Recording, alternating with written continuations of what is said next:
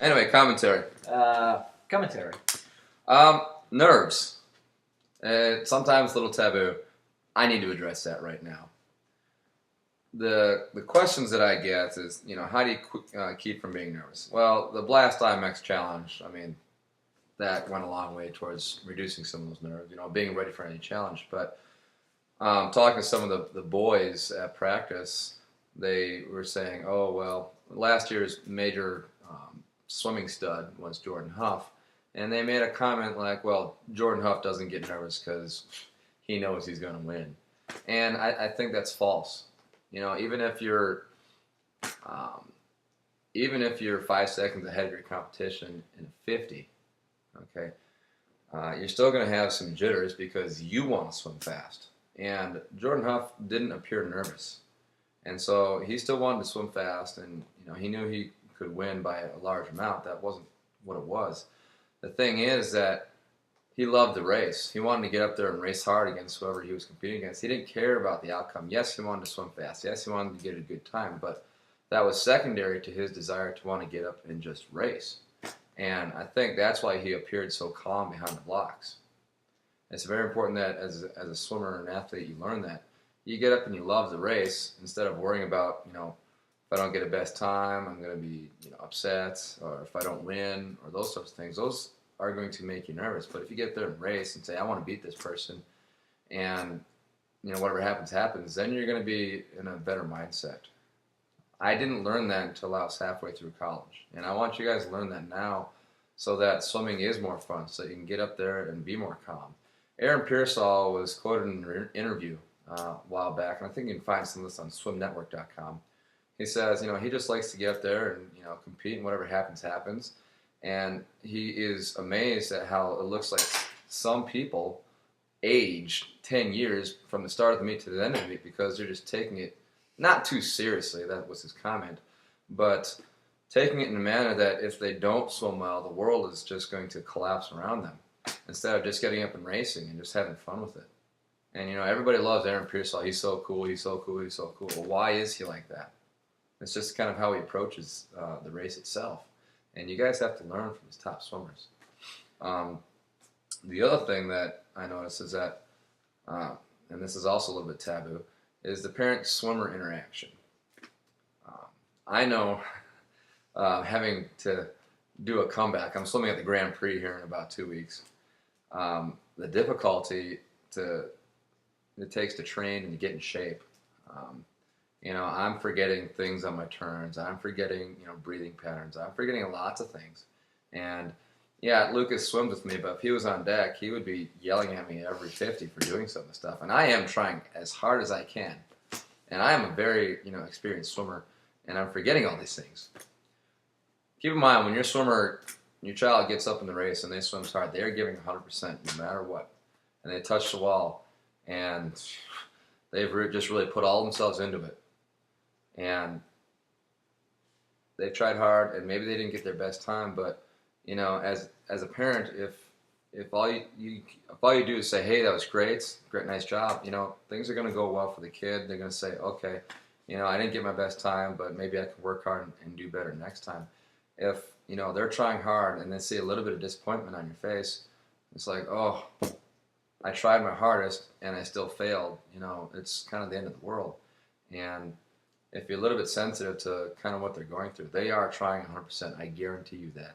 They're putting all themselves into this. This requires years, to get the experience to know what to do in racing situations, to remember your technique, to remember all the things that, the coaches or maybe you might be telling them.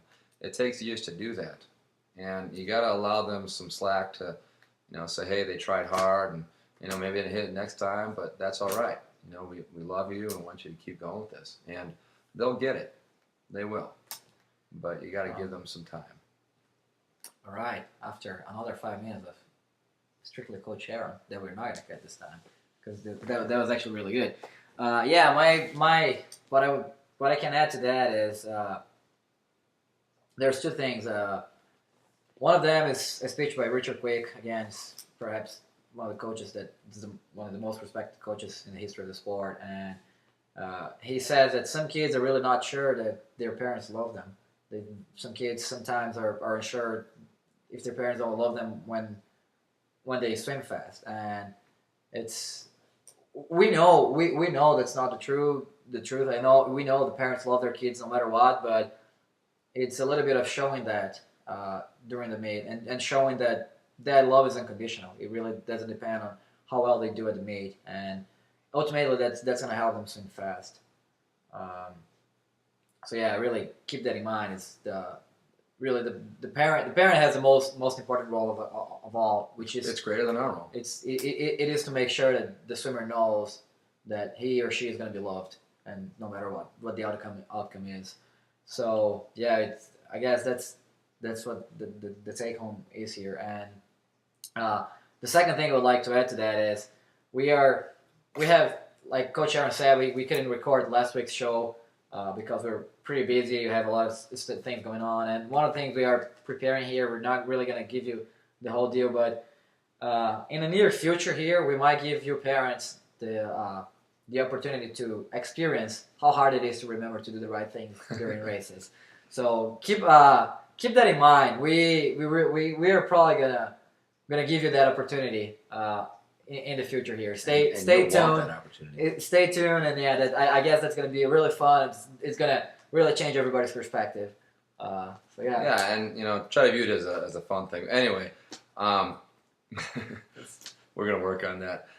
The thing is that at the smaller meets, you can get you can work on some of those things. But as you get toward the state meet and you want your swimmer to do well, of course you always want your kid to be successful. We want your kids to be successful just as much as you do.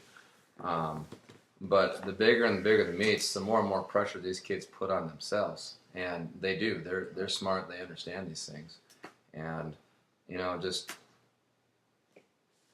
It might help them to know that no matter if they come in first or last, that it's not going to matter. That it's like it takes many years, and that the swimming career is long. It takes a long time. So that's the other thing too. A bad swim in a meet or a bad swim in a season does not mean anything. Swimmers, they still have several years of swimming ahead of them, and they still will be considered successful swimmers if they stick to it. So. That's the other thing. It's like what John said. The world is not going to collapse around you if you don't do your best time at this one swim meet, or if you don't win this state meet or whatever. It's really it's not really not going to be the end of the world. We've seen a lot of swimmers that didn't really succeed the way we thought we wanted them to. Early on in the career, we just kept encouraging them. And then finally, they blossom, in the later parts of their career, and that's good for us. We were able to see that happen, and they were able to grow up and just break through. And it takes years to do that. So, and there'll be many peaks and valleys. You might have a few years of top level performance, and then maybe the rest of the state will catch up or pass you by. That is normal. I experienced that as a swimmer. Everybody does. Everybody does. If you're racing, you know that those things can happen. Oh yeah. So yeah, just really enjoy the ride. I guess the message is that enjoy the ride. The pleasure is there. It's really everything that goes along with it. And it's a great ride. It is. Feels good. Anyway, so that was like 8 minutes of commentary. Probably this is gonna be probably like a 3-part. Its own section. Yeah. Okay. This is part 3. That's what happens when we miss a week. We have to talk a lot on the next week. Anyway. Yes. We're good.